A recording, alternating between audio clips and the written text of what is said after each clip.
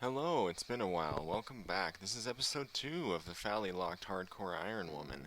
I took quite a long break from this account. I wasn't really in the mood to play it, but then within the last couple weeks I resubscribed her and I've been getting lots of progress done, so I mainly just started out training a lot of combat stats, but yeah, I'm gonna blast through this really quick because nobody's got time to waste.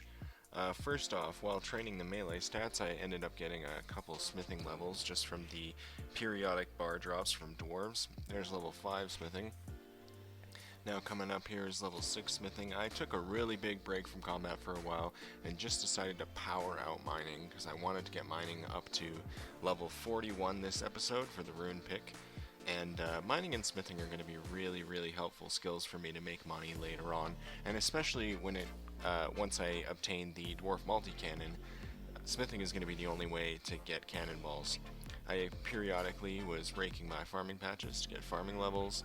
I ran to Keldegrim and decided to buy a bunch of copper and tin ore from the ore seller in Keldegrim here so that I could train my smithing. The copper and tin is very cheap.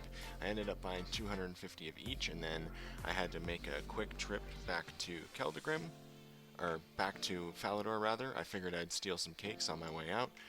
On my way back to Falador, used another experience lamp on agility. I'm using these on agility right now because there is no level 1 training method for me currently. So lamping agility is the only way to train it right now.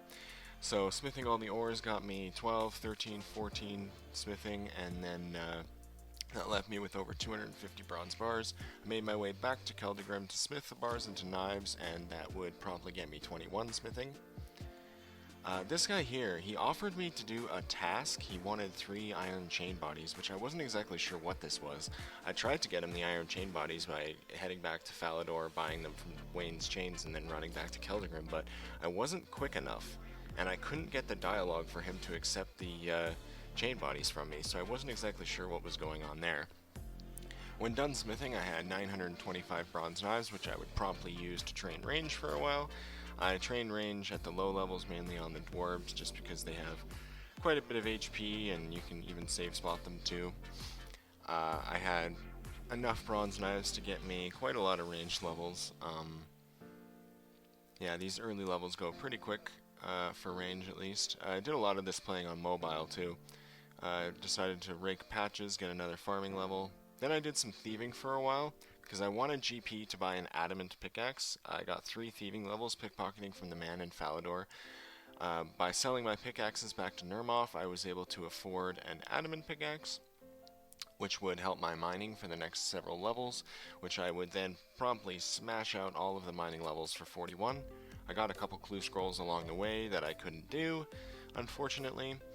And then here we go. This is level 41 mining. I did most of it, well, I did all of this just at the Dwarven Mines, and in the future I'll go to Motherlode. That got me over 1100 iron ores, which I would promptly smelt at Falador into iron bars. Of course, you don't get all of the iron bars when smelting iron, so I was left with 629 when all was said and done.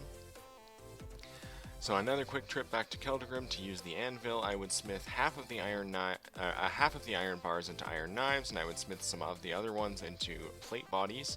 I had 82 iron plate bodies, which I would go sell to the Keldegrim General Store to get some more money. And after selling all of the plate bodies at the shop, I was pretty diligent about this, hopping a world every single time. That gave me over 20k, so that I could go back to the blast furnace and buy more copper and tin. Copper and tin is incredibly cheap. It ends up being something like 11 GP per bronze bar for the resources. I bought over 400 copper and tin again. And then, once again, I had to make another trip back to Falador so that I could get smelting. I received another Dunce random event on my way, which would promptly get me not the agility level, but it would get me very close. I believe I'm 13 XP away. So moving on, that gave me 41 or 39 smithing rather, and I had a lot of good knives to work with to train range for a while. Anyway, I'm going to end that off here. I'm going to continue training my range at the chickens here because they drop beginner clue scrolls, and they drop bones, they drop feathers, they drop raw chickens, which I can cook for cooking XP. They have lots of good drops that I can use early on here. So yeah, I'm just going to camp these guys for a while, and I will see you in the next episode. Well, this progress video went pretty quick. I decided to try something different and just sort of edit all the clips together and then voice it over afterwards in one continuous take. I wanted to just get through this very quickly as to not drag it out. There wasn't really any live commentary anywhere in this video. I've actually been streaming my progress on Lady Falador and my progress on the Hivemind accounts over the last couple days, and I think for the next couple days I'm also going to be streaming. So if you see this, I'm going to put my stream link in the description, and I'll try to always put a post up on my Twitter, a notification when I'm going to be going live, and you guys can see how I mine on 7+ different accounts. Anyways, have a good day everyone. I hope you enjoyed the video, and bye bye.